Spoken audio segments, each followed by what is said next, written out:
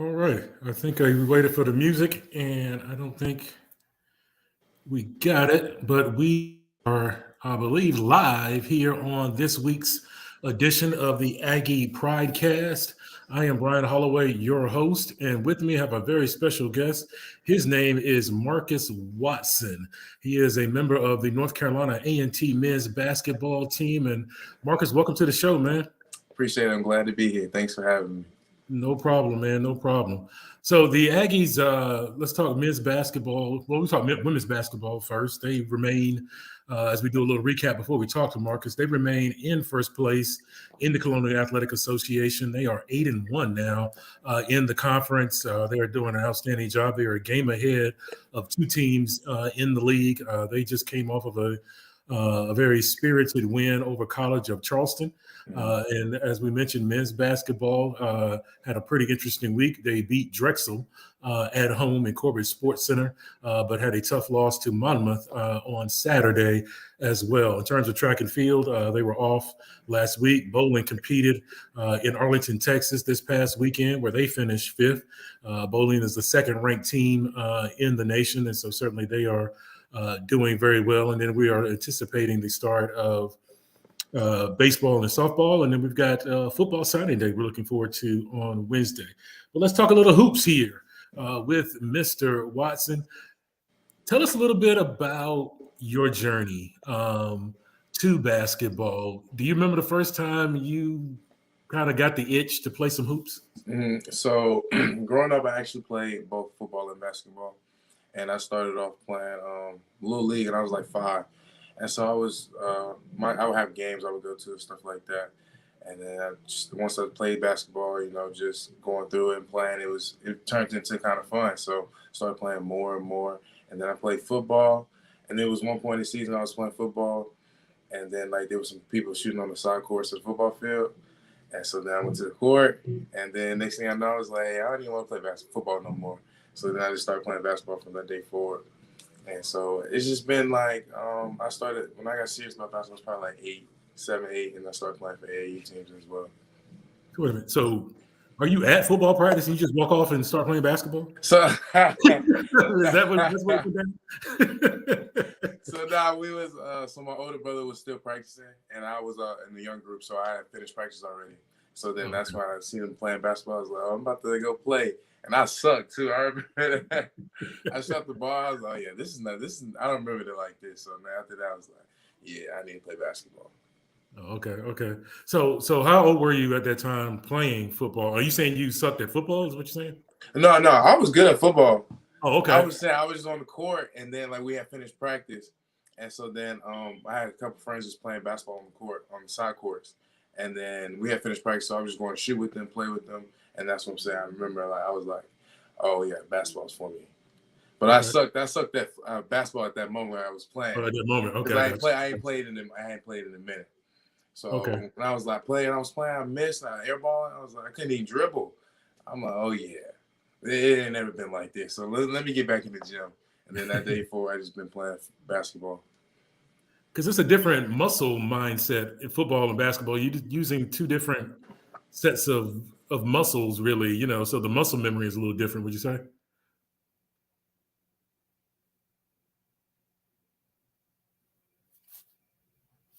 So it's like two different motions. So I was like, throwing is easy. I can't say it's easy quarterback, but you know what I'm saying? Quarterback, you gotta throw it like that. Basketball straight up and shot. So two different muscle memories.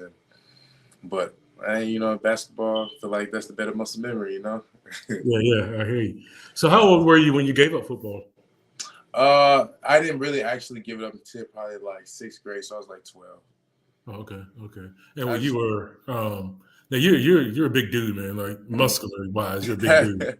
So I'm thinking running back, maybe defensive end. What I play running back, and I play wide receiver and quarterback. Okay. So you touched it quite a bit. Yeah, I did it. I did quite a bit. Have you always been athletically gifted? I mean, did that something that your parents recognized early in you, kind of that athletic ability? Yeah. So when I was playing football, I was always one of the faster kids. So I was always athletically gifted. But jumping wise, I kid you not, it happened probably in the span of, I remember I was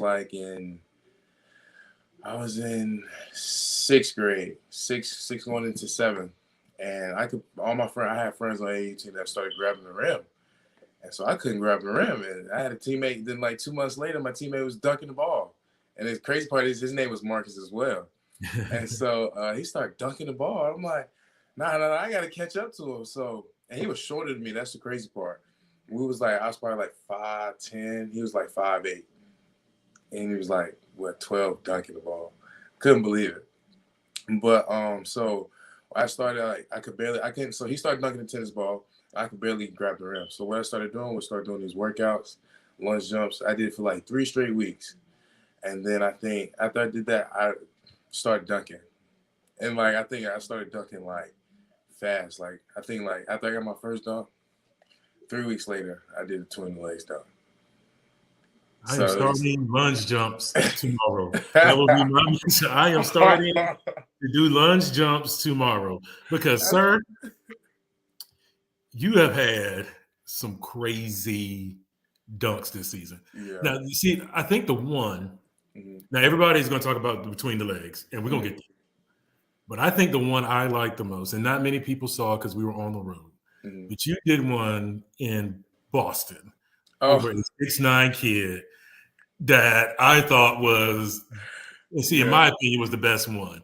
Just because of how you did it, the elevation, all those things. And it was on the fast break. It was on the break. Yes, right. Yeah. That's right. I think you got it from Cam Woods or something. Yeah. And you flushed it. And I lost my mind. I was on the radio at the time. I lost my mind. I thought that was like, wow. Because that was a big kid. Yeah, I actually said that one too. I was like, that one didn't even make the CA top plays. It was one, I was like, that one got no love. So I was like, I thought that was one of the better ones, but they got no love. Yeah. It did. And we need to find the melt so we can go ahead and find it and put it on social media because that one I think has gone undiscovered, so to speak. Yeah. But we're gonna have some more. I'm put a couple more up there. We're gonna finish some down. So I gotta ask you. So there's that one. There was one at Hampton that I thought was really good first half. You kind of went baseline. And then I really liked the alley-oop you caught from Cam at William and Mary. I think that one kind of went viral as well. And then you're Sports Center top 10, like number one. I mean, describe that for me, man. Like, when did you see it? Like, so my mom sent me the video because she stayed up. She was like, "Oh, you made." She called me. She was like, "You made number one Sports Center. You made number one." And I just remember like, yo, like that's crazy. I wish I could see it. So she was like, "It's coming back on at 1 a.m. It's gonna come." And she stayed up to 1 a.m. and I get a video. 101 at 101 a.m. I get a video on my phone of it going over doing the top play, me being number one. So, but I think it's just a blessing, just to see that and see me because growing up, that's always been like something that I envisioned. And so growing up, that's just like been a dream of being number one on ESPN. It's just like, my goals, a checklist, it's kind of like a check off. And I think that's just something that meant deep down to me. It was something big, but, you like keep it moving, keep it pushing. Yeah. So where do you go? I mean, like, because where do you go after number one? Do you want to be number one twice on Sports Center? Do you want to make it 3 times? I mean, what's the goal after you get number one, man? You know what I'm saying? I get number one again once I'm there, Hey, put 2 of them under the belt. So I think that's what's next is, trying to do something else that'll catch their eye, We're talking with Marcus Watson, member of the North Carolina A&T men's basketball team, I should say, second leading scorer on the team, and scored 20 or more points in 3 straight games. You had a pretty good streak going there in free throw shooting too. I mean, you had hit about 14 or 15 in a row, really rolling there. So I think it's going to be amazing to people to know that there was one time where you could even dunk it with a tennis ball. I mean, that's going to be an amazing story for people. But was it really 3 weeks to when you could then dunk? I kid you not. It was like, 3 to 4 weeks. A month later, at most, I literally was dunking the ball. I would take weights, walk down the hall, 25 down the hall at the YMCA where I would go to every day. Walk 25 down the hall, 15 lunch, 15, and then lunch back again. I'd be done. I did that probably 4 times a week, and I took it serious. Like I did it every day. I didn't even try to dunk. Didn't try to dunk. And so then like waited a month, kid you not, started booming the ball. But I think I was going through puberty at the same time too, though. You know what I'm saying? Yeah. I can't, somebody go out there 3 weeks later, they can't dunk. I'm not saying all that. But, I'm just saying for me, going through puberty at the same time was one of the things that kind of just worked out. So when did you hit your growth spurt? I think you said you were maybe 5'9" at age 12. Mm-hmm. Do you remember like when you really hit that growth spurt? What your biggest one was? Yeah, so it was that around that time. So when I was 5'8". I went from 5'8" to 5'10", 7th grade, and then 8th grade went from 5'10" to 6'5". Oh wow! Yeah, it was quick. Within a year, I just came back. I was skinny, and I just started getting taller and taller, and then within a year, went from like 5'10" to 6'5". You're 6'5", 8th grader? Mm-hmm. Wow! Literally. Wow. Yeah. So you dominated pretty much. Yeah. Wow. So is all of this in Georgia? Is all of this with you growing up in Georgia? Take us through kind of that experience of you being in high school and discovering that maybe I could do this beyond high school. Mm-hmm. So I grew up in Winston-Salem, and then I went to West Forsyth for a year. West Forsyth out of Columbus, North Carolina.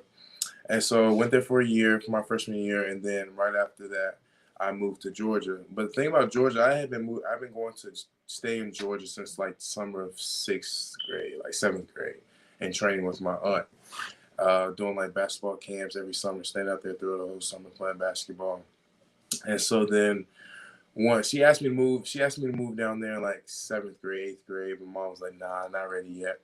And so we decided to wait until my 9th grade year. I was getting I was at a good school, just not what I wanted at the time. So decided to move on and then moved to Georgia. And I think after that 2016 summer, that's when I realized you know what I'm saying? Like I've always had the dream of going to the NBA and stuff, but like when I got my first offer that school year, in the summer, going in the spring or whatever, I got it from Mercer. So I think that was a moment I was like, yeah, I can really do this.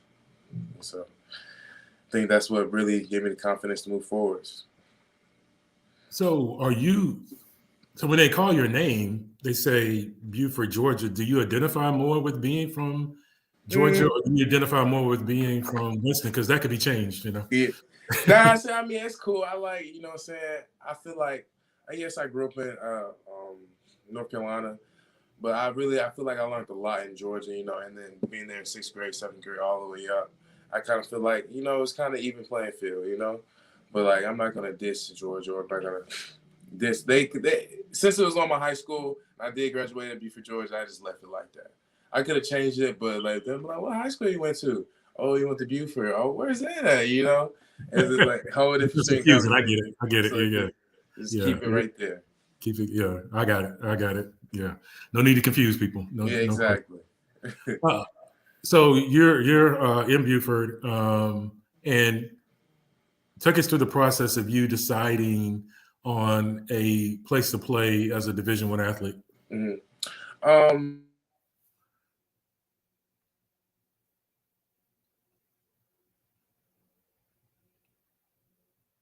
Also the atmosphere, but what type of atmosphere I'll be going around into. I know my family would love to come watch me play and stuff, but that was all deciding factors going into it. But I think the main thing was just talking and finding the right coach. A coach that's just gonna, have your back and it's gonna go the long haul for you when you're playing basketball. And in the tough times, steer you the right way. And so I think that's what the biggest thing was, decided coming out of college.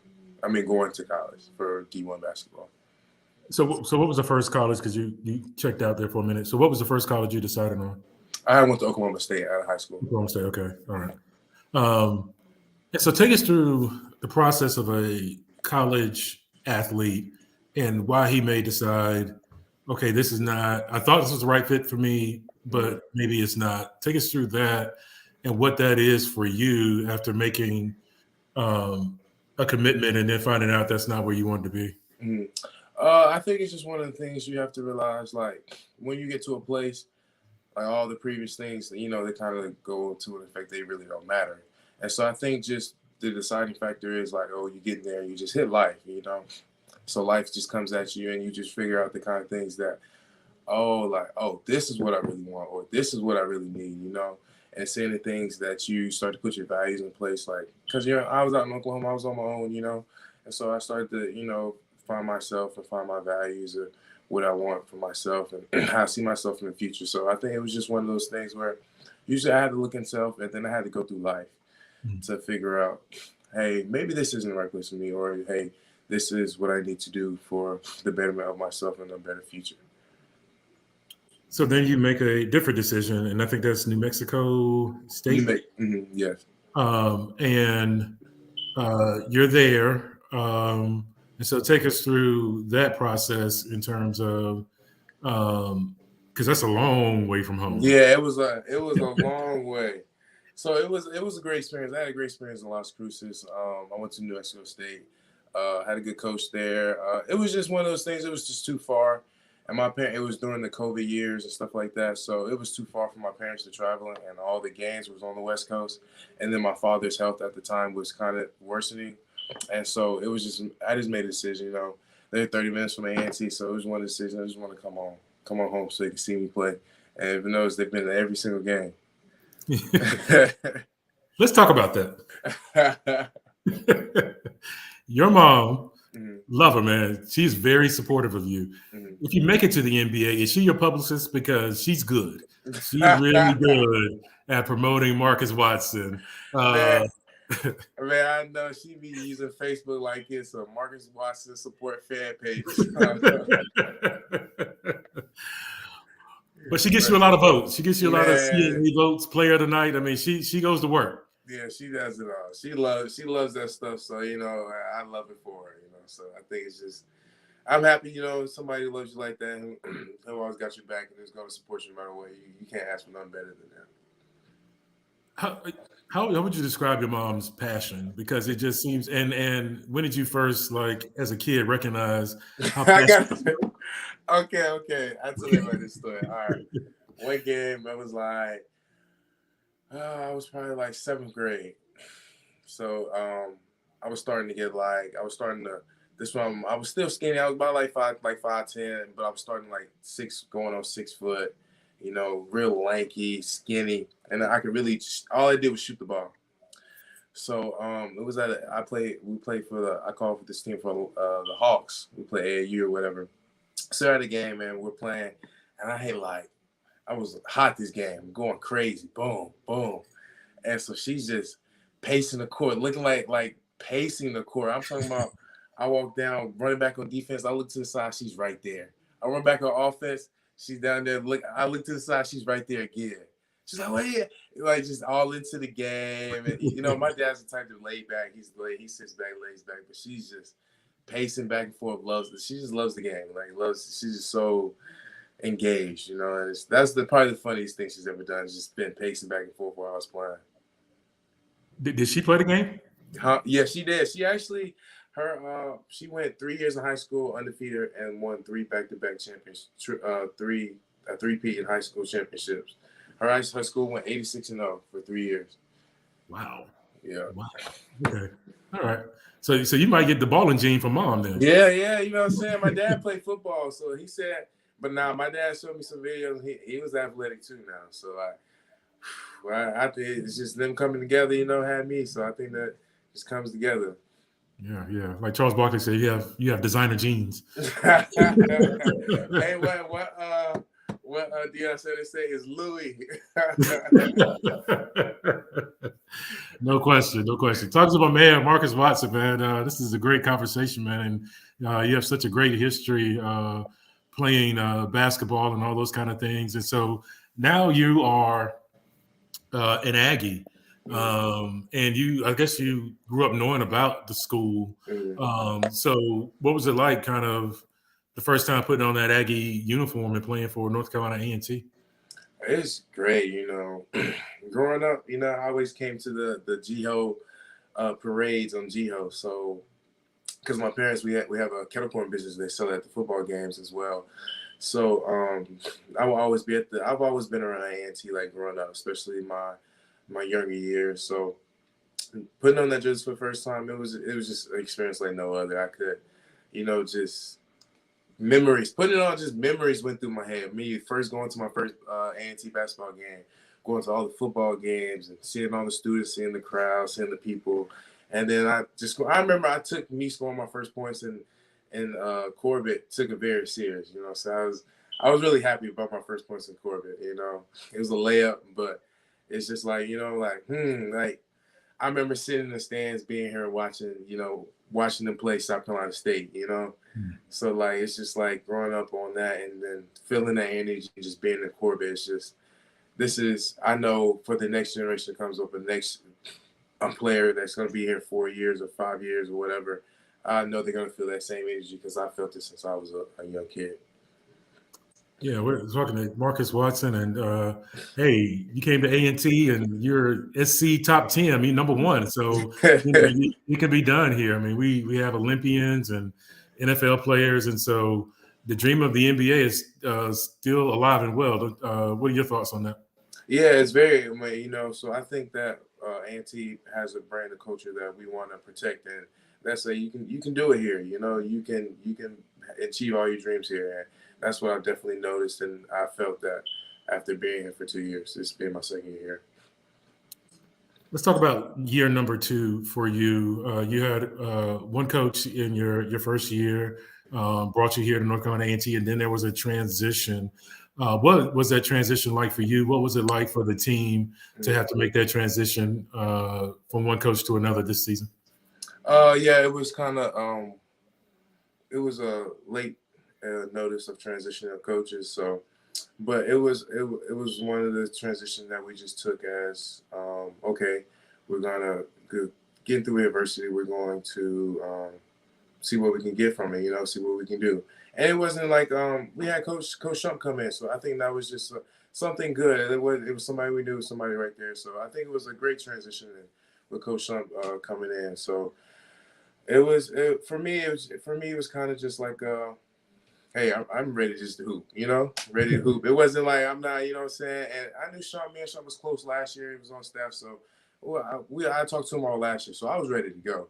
And the team, like I remember when the team first went, it was like, hey, we good. Like, hey, you know what I'm saying? Okay, we can rock with it. You know what I'm saying? So it was one of those situations, like, but I don't think anybody was like, or the team for myself, or anybody was like, oh, like, we took it hard. I think we all just took it very well and easy. Nobody took it hard, and I think it was just an easy transition for us. At what point do you start to realize? I mean, because at first, basketball is just basketball, man. It's just hooping, right? At what point do you realize there's a business around it? Have you realized that? Maybe I'm being presumptuous. I think I realized it was a business when. So one of my partners went to the NBA, and so no, he's actually played in the NFL. He played in the NFL, and so, you know what I'm saying, kind of the same thing. So he said he walked into practice. Somebody was late. He called me. He was on FaceTime. He was telling me, he was like, "Yeah, they just cut the dude because he was late." And that's what I'm like. So then, as I'm going through basketball, it's just like I'm seeing that happen throughout the time, and that's when I just realized, like, yeah, it's all fun and games, but it's also a business, how you carry yourself and what you do. And it wasn't a specific time period where I was just, oh, this is business. I think it was just over the years of collectively going through AAU, different experiences and stuff just like that as well. I think that's when I really just figured out and realized that this is a business and you have to take it serious as much as how it is having fun. Like, it's a place of fun and place for, business in this game.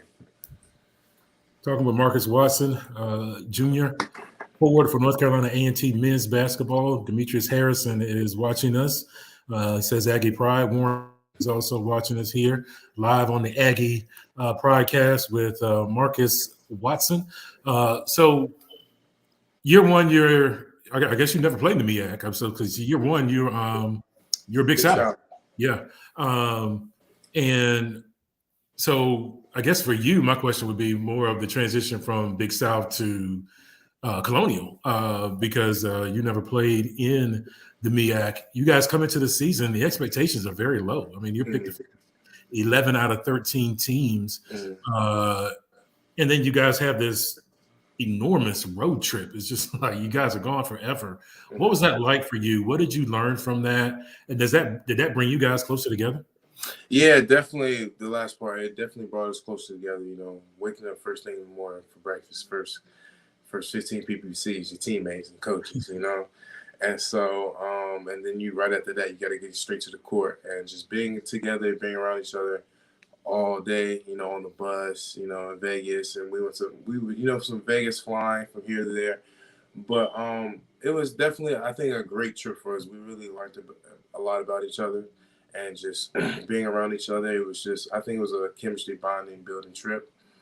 But just the whole thing, I think our whole season high is when I think it's been like very telling. We've been like just very coming together as of, we're figuring this out together, one of those situations.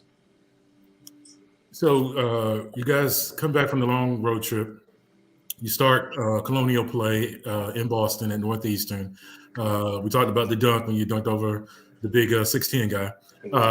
And then that's a big win at Hofstra. I mean, I don't think people really recognize Hofstra is a very good basketball. They just beat Charleston. Yeah. And you guys beat them at the buzzer. I think you woke some people up about A&T, Aggie Pride, and that we didn't come to the Colonial to lose. What's your thoughts on that? I think that from the jump, I think we were like selected 11th out of the 12 in conference play, but we took it as we knew from the jump from the summer that we were a better team than what they projected us to be. So, and we're just really showing that. I know we still have a lot of hiccups that we have to get up over, but I think that once we get over those hiccups, we're the best team in this conference. We can play with any of these teams, and I think that we can beat any of these teams. So I think it's just a matter of us coming together as a team and staying locked in on the one goal of winning the CAA. The Aggies come into the week. They are 11-13 overall, 6-5 in the CAA. They've already exceeded a lot of people's expectations this season. And certainly, you guys are 4-1 on the road. You actually won 4 straight Colonial games on the road. Is it tough to play at home in front of the dog pound and the DJ and all that? Like, is that tough for you guys? I think it's just a lot of first year guys here as well. So it's a different experience for the new guys. But overall, I think it takes some getting used to, most definitely. But I think over time, and as you have more people who've been consistent with the constant fans that come to the game, and I think you get used to it and you'll adjust well. But it's just one of the things we're still coming together on. And I feel like these last couple of home games are going to be our best, though. Outstanding. So, like I said, some big wins. You guys get a nationally ranked team in your building. Certainly, then UNC Wilmington comes into your building. So you have a winning record in a conference that has a nationally ranked team. What does that say about you guys and just the type of squad that you have? I think it says a lot, like especially just coming in from the start of the season, play Iowa State right off the gate, and those I think those top 10 in the country, So in Houston's number 1 in the country, so it just wasn't no shocker when College Charleston came into our gym, but the fact that it's just that we know that we have those type of teams in our conference, and it's just it gives the idea how good the conference is. And there's just no shakedown throughout the whole conference. Even Monmouth's good, even though their record doesn't reflect it. They're still a good team, and so I think it's just the whole CAA as a whole is just it's a great conference, and it's great just to be a part of it. I want to give a shout out to Lynn Griffin watching us here on the Aggie Pridecast. Craig Turner watching us here as well. Take a look at his show on Blue Death Valley. They're on YouTube, Inside the Valley. So check them out as well. They have a great show. And then Greg Thompson, in A&T Sports Hall of Famer, played in the NFL, and he's watching us. And so certainly having a good time here with Marcus Watson and just the outstanding job he and the men's basketball team have done so far this year. So you bring you guys You go up 13 on at least 15 on William and Mary. They make a little run, and then you guys kind of hold that off. And it was kind of like, is this Gardner Webb again? Oh no! But you guys held on to that one and got a big time win there. And then Drexel comes into town, and you don't have to be humble on this. Was that the best in-game dunk you've seen? Because that was crazy, man. Like it's not like you got a run up in a dunk contest and went between your legs. Like it was dribble, dribble, dribble, and you did that. I mean, is that practice or is that just instinct? Like I said, I told you after I had my first dunk, like a month later, I was going between the legs. So it's just one of those things that I grew up, just. I think it's just because I can also agile, so I just kind of with the athletic ability, just being able to jump. So, yeah, I'm just kind of used to it, just one of those things, just doing those type of dunks. And because I've done it before in high school. I did in a high school game. I went between the legs, so it was just like, I'm gonna do it again. You know what I'm saying? See what time we'll get this time, and then I did it. It's just like, to me, it just feels like like it feels like a normal dunk. You know what I'm saying? But everybody else is just like, oh my God, he went between the legs, So. I was one of those guys. I was like, oh my God, he went between the legs. I was that guy. That was me. That was crazy. A few years ago, we had a kid named Quay Parker, and he caught one and did an alley-oop in the air and dunked it. I thought, okay, best in-game dunk I'll ever see at A&T, and then you did that. So, I mean, that was certainly a outstanding moment for A&T, and certainly got us some national pub. And so we are appreciative, sir. Pop out with something else, you know what I'm saying? I'm playing in the next one, you know what I'm saying? I'm always thinking about the next one. No doubt. So Manu Moon Kennedy just called you Mamba Watson. But I would say this. I see LeBron. Like I see your style just kind of reminds me of that, the way he plays. Is that who you model your game after, or am I off track there? So it's like one of those things. I grew up watching LeBron, but like just to model my game after, like the mindset of, and just to play like, I like MJ, Kobe. Those two are the guys I kind of like really look into when watching basketball is Kobe and MJ. And I love some Jamal Crawford too. So those guys, when I was younger, I actually used to like KD and Tracy McGrady. But the really guys I really too hone on in is MJ and Kobe. But yeah, you know what I'm saying? When I see LeBron dunking like that, I say, I got to try that one too. All right, so Mr. Kennedy's right. It's Mamba Watson and not LeBron Watson. So I'm wrong. So no question. He models it after Kobe and MJ. So no question about that. Let's talk about the team a little bit. What's the mindset now? I mean, certainly, you had Roy Williams in the building, so that could have kind of been a little crazy for you.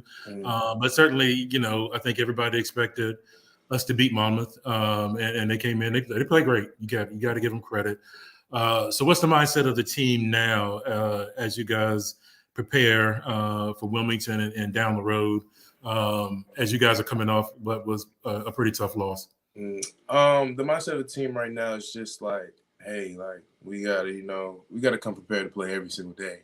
We gotta, no matter who it is, even if, say a team, because we are the team that, no disrespect to Monmouth, they came in and played a great game, but we're the team that lost to a team that was 1-20, And so we have to, it took us looking into the mirror and taking full responsibility and accountability of ourselves to, hey, we got to be mentally locked in and engaged, starting in practice all the way through the end of the week, so we can keep the road going, because it's fun winning.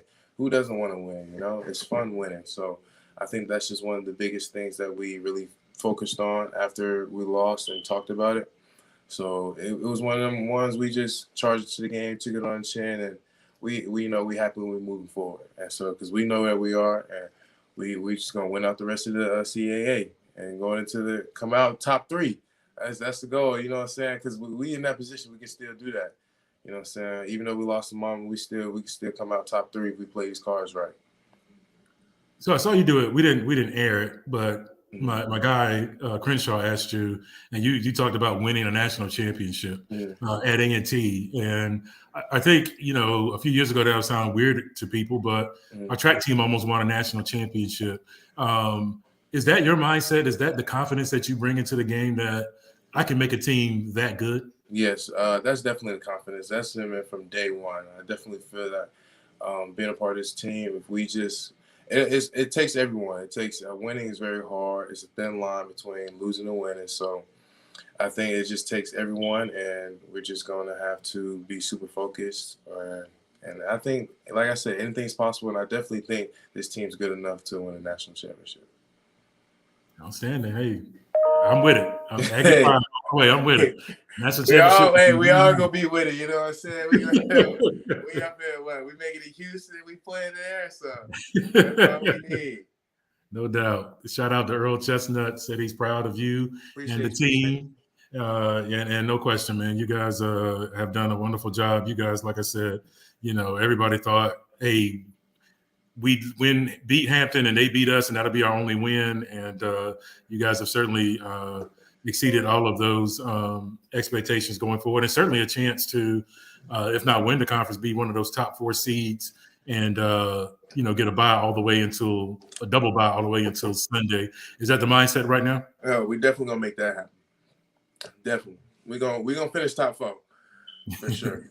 That's not even a question. I'm gonna make sure it happens. No question about it. I want to ask you about UNC Wilmington. You played 10 minutes. You didn't score. Probably the first time ever in your life you probably didn't score. Since then, you have been on a tear. So like I said earlier, 3 straight 20-point games that you've scored. And then you've had some big-time assist games, big-time rebounding games. Is there a moment where you have to reset and say, okay, now I get it. I'm ready to roll? It's definitely one of those, my freshman year, Coach Boynton from Oklahoma State always say, you're going to have your highs and you're going to have your lows, And so that's something that's always stuck with me. And, highs and lows, you always stay focused, stay locked in on the journey because you're always going to be high. You always got to stay calm. And when you're too low, you just stay calm and everything always even back out and go in your favor. So it was just one of those things that, hey, this is another game. The sun come up tomorrow, I still have something to drink in my room. I still take my dog to the park. So it's just one of those situations, after the game, it's upset one game, but I have 1,000 more. So it's just one of those, it's a reset. Exactly what it is. It's like a reset. Like, hey, you had this moment. Let's go. Turn it up, So it was just one of those situations. No question, total reset because he's been blazing ever since. I mean, even from 3-point range. I mean, there was a time when you were kind of cold from out there, but now you're red hot from outside 3-point range. How much do you work on your jump shot? Is that something? I get to practice about 45, 30 minutes early, get some shots up, and I stay about 30, 45 minutes after it gets shots up, and then I'll come back at night and get shots up. So it's just it's about something I do every day, if not, I'm thinking about shooting, you know what I'm saying? It's always, I think that's something important too, just visualizing and thinking about it. So that's what I do as well. Get some shots up in the gym, get some shots up in my mind. No question. Marcus Watson here, man. Thank you for joining us. We had a great time talking with you and getting to know you. I think it's one thing to see the between the leg dunk, but it's another thing to get to know the individual. And certainly that has been great. So give us some flavors of popcorn that we can expect this season. We got a new coach, got a new football coach. There's a lot of excitement going on. Your dad has been a vendor there for a long time. So give us some flavors. Give us something to look forward to. Let's sell some popcorn. It says, so we're going to have the original kettle corn, the original, the best. Everybody's sweet and salty. So then after that, we're going to have the caramel, really sweet. Not too sweet, you know what I'm saying? You don't want to get it's not like, what's that, Cracker Jacks? It's not like that. It's not like that. It's better than that. It's better than that, you know what I'm saying? You got the caramel is real good. I can eat a whole bag of caramel any day out the week, every day out the week if I had to. And then you got the caramel and cheese, which we call Chicago style. So good. And honestly, my favorite is the cheese, just cheese by itself. It's like sweet. It's like the original, but with cheese over it, if that makes sense. So it's like sweet cheese, but not too sweet, So it's perfect. So, but they have the caramel and cheese. We also have the rainbow, which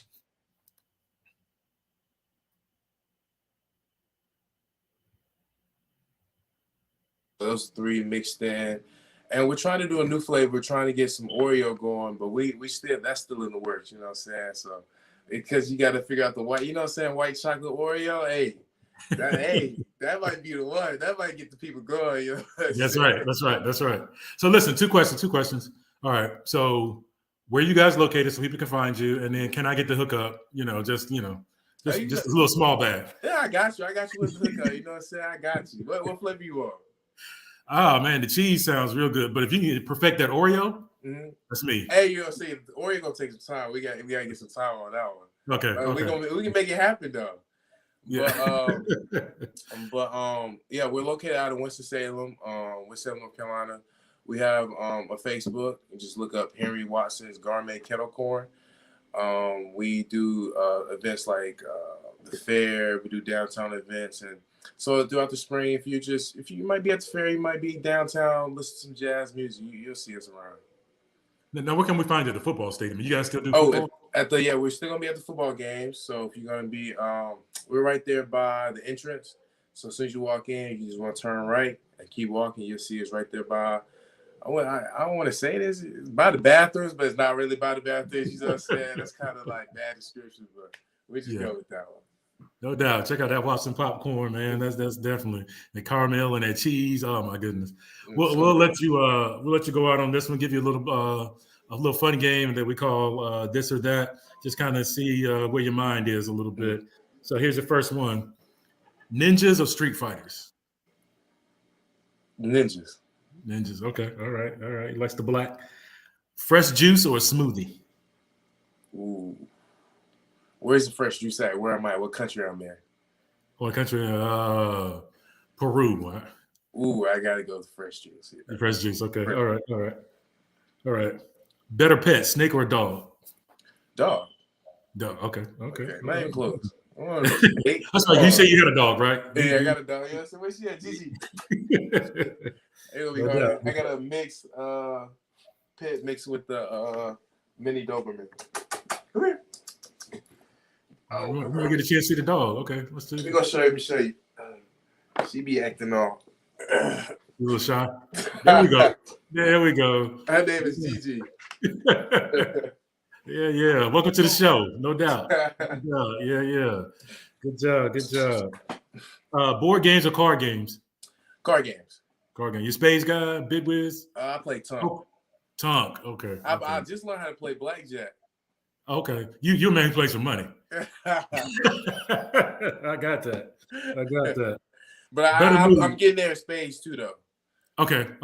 Getting there. Yeah. All right. I can't play in Tunk. I might go broke, but spades, I got you. Spades, okay. Bet. Yeah. Better move, crossover or step back? Ooh, crossover. Gotta be the crossover. Okay. All right. Tacos or burritos? Soft tacos.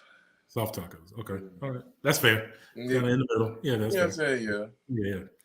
Pancakes or waffles? Pancakes. Unless it's a waffle. Nah, pancakes. You prefer the pancakes. Most hotels you guys stay in do the waffles, though, correct? Yeah, I don't like those waffles. If I get a waffle from Waffle House, then I'll take it over pancakes. But straight pancakes, unless it's a Waffle House. Okay, all right. Sounds good. Science fiction or real fiction? Science fiction or real science? Real science. I don't know the facts. Yeah. All right, here you go. Here's a good one for you. On the break, you giving it to MJ or you giving it to Kobe? I'm keeping it.